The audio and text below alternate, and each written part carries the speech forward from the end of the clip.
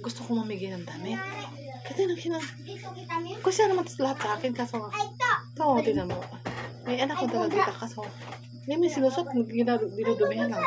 Ito isa dito sa gusto ko ibigay. Oh. Kita niyo. Ganda yan eh. Nabili po ito sa ano. Pero sinusuot ko ito sa pang TikTok ko lang. Hindi ko na ito sinusuot sa labas. Pang TikTok lang. Oh, diba? Diba? Oh, sa mga viewers ko dito sa YouTube. Viewers ko sa YouTube, tingnan nyo. Kapag nag-comment ka at malapit ka lang, bibigay ko ito sa'yo. Ganda to, oh. Wala po tayong bad odor. Oh, diba, oh. Ganda ito eh, super ganda. Mga imported ito ng mga damit. Galing po sa abroad. Galing po abroad dito. Galing pong abroad po sa mga auntie ko, sa mga tita ko. Inalagaan ko ito ng mga ilang years din mga damit na to. Anak ko, hindi marunong mag-alaga ng mga damit eh. Ano lang, parang ginagawa mong basa ng mga damit. Nakatutak ko ito mga damit eh. Kaya ito, number 1. Kita nyo di ba? Ganda yan. Nasunod. Dami ako ibibigay eh. Sample na yan sa ano. Sample ko itong pamimigay. Ang dami ko talaga damit na ano. Hindi, alam nyo lang. Napakadami sobra. Sample na yun. Ito, ibago ko na kasi ito yung mapambahay ko. Ito. Bago ako nang binili ko ito. Dress na ito. Ito mga dress. Pambahay ito. Ito ay good for pampahay ko na ito. Ito. Kasi itong hinubad ko kahapon. Tatlo kasi yung paborito ko. Basta ayun ang hinubad ko. Meron isa. Ayan. Ito yung susuot mo. Pantulog. Diba? Ito, pinangalis ko to. Nagpunta akong bayan. Ito, pinangalis ko to. Nagpunta akong bayan. Ito. Nagsuot ako ng ganito ka-exi na. Nakikiuso din ako eh. Suot ako ng ganitong ka-exi sa punta sa bayan. And this one is only for the house. For nights. Yan. Ito talaga. Alis. Pinapatitig ko. Ganda talaga ako. As in, swerte na to sa mga viewers ko dito. Kaya, kahit at budi kaya pagbuwas ko ng Manila, kaya at ibibigay ko sa inyo. Yung mga ladies dyan na yung nag-umpisa para sa pag-vlog. Marami tayong mga damit. Kasi mga bata dito. Tapos ang daming pamibigyan sa kabundukan. Hindi naman nila pinahalagahan ng mga damit na binibigay. Kasi nga, so, syempre, na to eh.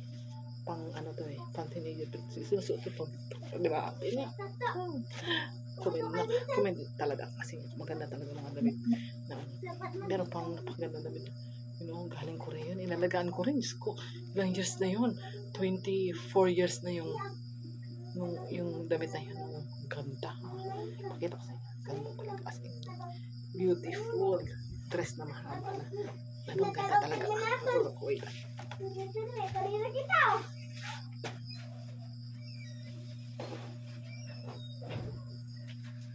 Ito naman, pag ito ay ang aking dalagita, lumaki na. Kaya maliit pa siya. Grade 7 na, hindi man siya pinalampalagan mga damit. Tingnan nyo. Ito.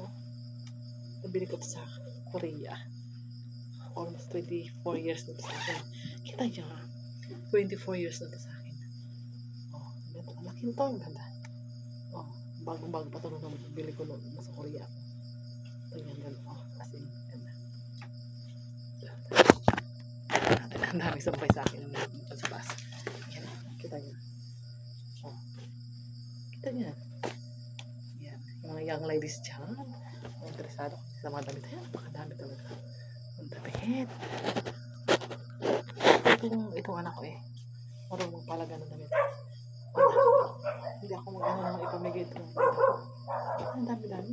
Pinatutik-tok ko lang ito eh. Yan. So, kasi sobrang puno na.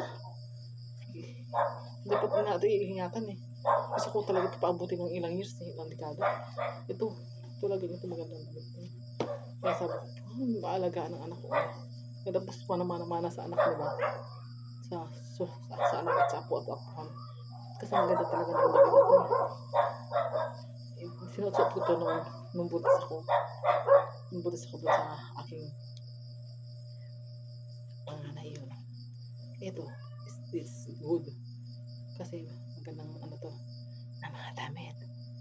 Talagang as in, nice dress po ito. Made in Korea po yan. Nasa abroad ako. Ito yung ginamit ko nung sa pagbubuntis. Ito, ganda talaga to. As in, ganda. Kaya, comment lang po sa mga gusto nito mga mga damit. Ang dami talaga. Magaganda po mga damit ko. Hindi yung basta-basta. Kasi nga galing mo sa ibang bansa. Yun nga. Ano talaga ako. Nag-abroad ako. Nagtatago ko talaga yung mga damit kung ako'y bata pa. Para, syempre, mahirap bumili ng damit eh. Gusto ko umalakas sa mga damit. Kaso nga, hindi mo rin mag-alaga ng mga damit eh. Kinakalat-kalat lang. Ako na lang lagi naglilipit. Kakapagod. Hindi sila marunong maglilipit. Ay, mas mabuti pa yung pamigay. Pahala sila magpunta ng damit nila. Ako nga, sininap ko itong damit na to. 24 years kung nalagaan. Ay, hindi mag 25 years kasi nabubuntis ko pa lang yung di ba 1 year 9 months na pinagbubuntis ko yung ako, ay yung panganay ko ay mag 24 na siya sa Mayo, di ba? 25 years na to sa akin. Maganda to. Iningatan ko talaga ang mga damit ko. Siya. Sunod naman na vlog. Mag-comment lang kayo.